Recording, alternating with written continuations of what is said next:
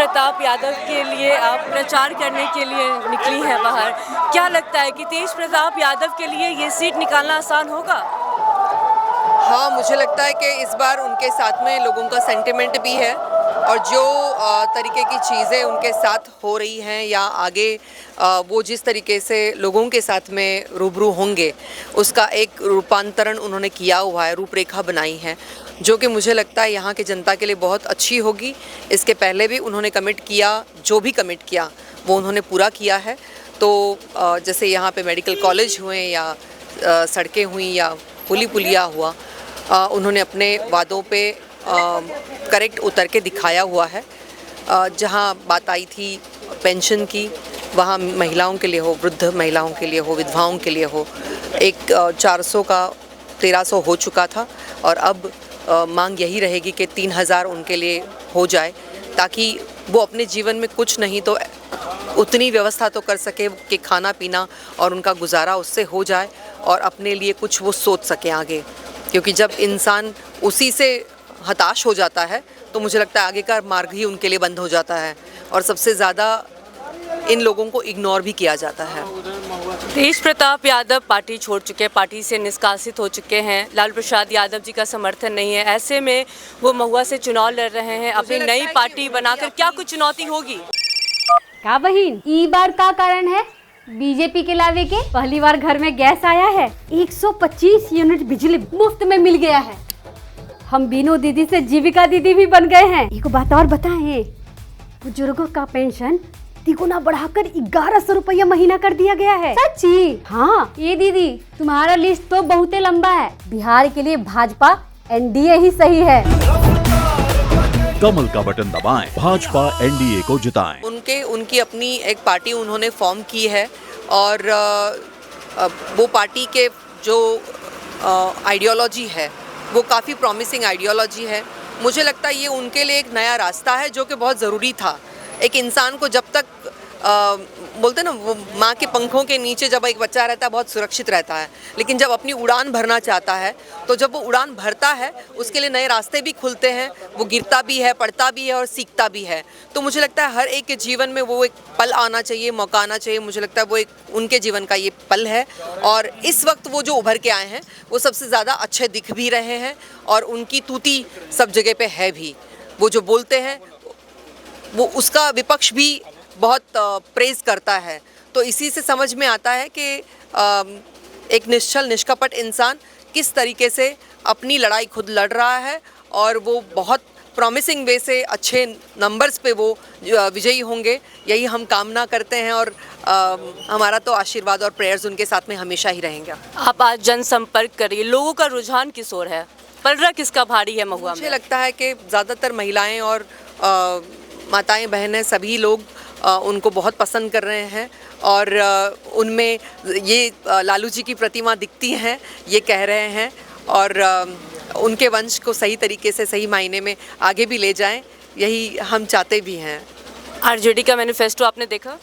Of course I have seen. Tej Pratap Yadav ji का manifesto से क्या कुछ डिफरेंस है?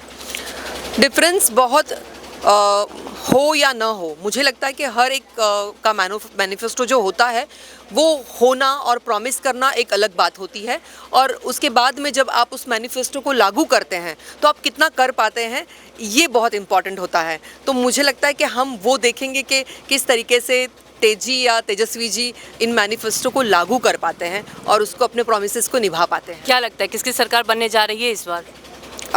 इस पे मैं कुछ अपनी राय नहीं देना चाहूँगी। मैं चाहूँगी कि जो भी पार्टी आए, पार्टी से मुझे मतलब नहीं है। मुझे लगता है कि नेता हर पार्टी में कैसा है ये बहुत इम्पॉर्टेंट है। हर पार्टी में अच्छे और असमर्थ नेता हर जगह आपको मिलेंगे। मैं नेताओं का समर्थन करने में ज़्यादा बिलीव करती हूँ। तेजस्वी यादव को लेकर क्या कुछ कहना चाहेंगे? तेजस्वी यादव कैसे लगते हैं आपको? He is right in his place, लेकिन उनके आसपास के मुझे लोग समझ में नहीं आ रहे हैं। जनता से क्या कुछ कहना चाहेंगे? महुआ की जनता से? महुआ की जनता से यही कहना चाहूँगी कि आप बहुत सीधी सादी प्यारी जनता है, हमेशा भोली रही है, हमेशा लोग आए हैं गए हैं, आपने अपना पैसा दे दिया, अपना वोट दे दिया, अपना सपोर्ट दे दिया और जब जेब भरने का वक्त आया तो नेता अपनी जेबें भरते हैं और जनता बेचारी रोते रह जाती है। तो जनता से यही कहूँगी कि आप लोग अब जागिए और ऐसे लोगों का चुनाव करिए जो लोग आपकी मांगों को सही तरीके से आगे लेके जाए। अगर केंद्र से कोई बजट सैंक्शन होता है तो वो बजट क्या सही जगह पे सही तरीके से सही लोगों तक सही अंकों में पहुंचता है, जहां से रिलीज़ हुआ है वहां से निकला हुआ बजट, तो ये बहुत जानना ज़रूरी है। और हर चीज़ का सवाल जब तक आप नहीं करेंगे आपको जवाब नहीं मिलेगा। तो जागिए, जागना बहुत ज़रूरी है। मोदी जी को लेकर क्या सोचती हैं आप? मुझे लगता है कि वो एक बहुत प्रॉमिसिंग एंटरप्राइजिंग पर्सन है। ए मुरारी, अरे किन्ने चले छोटा झोला लेके? दिल्ली में टिकने का इरादा नहीं है का? दिल्ली नहीं चा, बक्सर। बक्सर? हाँ, बक्सर में नया इथेनॉल का फैक्ट्री खुला है, उज्जे लगे हैं। बढ़िया, आगे बढ़ रहा है बिहार। चलते हैं। रफ्तार पकड़ चुका है बिहार। और हमारे देश को अंतर्राष्ट्रीय स्तर पर नाम देने में उनका बहुत बड़ा कंट्रीब्यूशन है। सो यस, बहुत मैं पसंद करती हूँ उनको। He is very very good as in that point. इस बार भी जो बिहार विधानसभा चुनाव हो रहा है, इसमें मुख्यमंत्री का जो फेस है वो एक बार फिर नीतीश कुमार है। इसको आप कैसे देखती हैं? मुझे लगता है कि नीतीश जी ने बहुत अच्छा काम किया हुआ है और हम जितना भी कुछ बोले, अच्छे नेताओं के लिए अच्छा बोलना बहुत ज़रूरी होता है। तो उन्होंने सड़कों को लेके या जो भी डेवलपमेंट है उसमें काफ़ी कंट्रीब्यूशन दिया है। लेकिन चीज़ें जो हमको बदहाल कर देती हैं वो है बेरोज़गारी। जो चीज़ें हमको बदहाल कर देती है वो लोगों तक सही मायने में चीज़ें ना पहुंचना। तो भले वो नेता अच्छे हैं, क्या उनके आसपास के लोग उनका सैंक्शन किया हुआ चीज़ आगे तक पहुंचा पा रहे हैं? वहाँ पहुँचने तक में बहुत सारी त्रुटियां हैं। उन त्रुटियों को पार करना बहुत ज़रूरी है, उन त्रुटियों को समझना बहुत ज़रूरी है और उन लोगों को हटाकर सही लोगों को चुनना और सही लोगों से हमारे बिहार को सुधारना बहुत ज़रूरी है। तेजस्वी यादव और नीतीश कुमार में किसे चुनेंगे आप? मैं किसी को भी अभी चुन नहीं रही हूँ। मुझे लगता है कि जो नेता अच्छे हैं उन सबको हम चुने और उनसे जो बने वो पार्टी अच्छी बनेगी। ये मेरा मानना है। डिजर्विंग होंगे ना? डिजर्विंग तो सभी होते हैं, सभी में अच्छाइयाँ सभी में बुराइयाँ हैं। लेकिन मुझे लगता है कि जो सबसे अच्छा काम करके दिखाएगा आगे, ऐसे प्रॉमिसेस कर रहा है और उन पे खरा उतरेगा, ऐसे लोगों को आपको पहचानना है।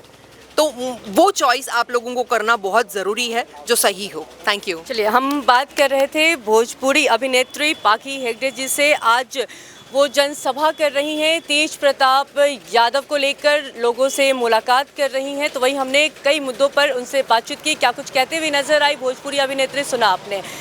अपने सहयोगी आयुष सिंह के साथ मैं पूजा शर्मा, न्यूज़ 11 भारत, पटना। हम आपसे वादा करते हैं कि सब चकाचक कर देंगे। तुम्हारे राज में एक को पुल नहीं बना और ये सरकार गंगा कोसी पर 20 बड़े पुल बनवा रही है। इसीलिए नेताजी नो बुड़वक बनावे।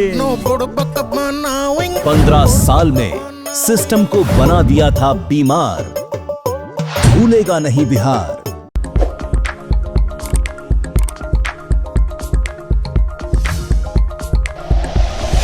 Like and share videos, subscribe करें हमारा चैनल और प्रेस करें बेल आइकॉन। न्यूज़ 11 भारत, सच है तो दिखेगा।